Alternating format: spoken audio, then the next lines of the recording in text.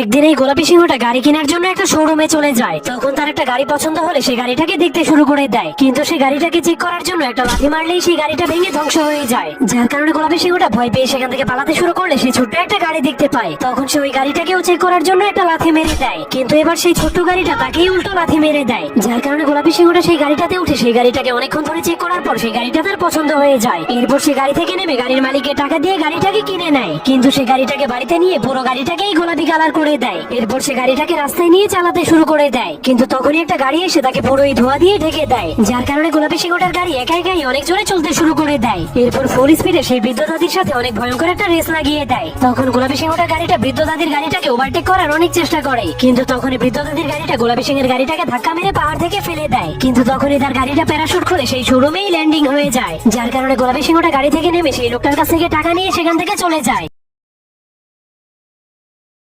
সিংহটার গাড়িটা বৃদ্ধ দাদির গাড়িটাকে ওভারটেক করার অনেক চেষ্টা করে, কিন্তু তখনই বৃদ্ধ দাদির গাড়িটা গোলাপি সিংহের গাড়িটাকে ধাক্কা মেরে পাহাড় থেকে ফেলে দেয়। কিন্তু তখনই তার গাড়িটা প্যারাশুট খুলে সেই শোরুমেই ল্যান্ডিং হয়ে যায়। যার কারণে গোলাপি সিংহটা গাড়ি থেকে নেমে সেই লোকটার কাছ থেকে টাকা নিয়ে সেখান থেকে চলে যায়।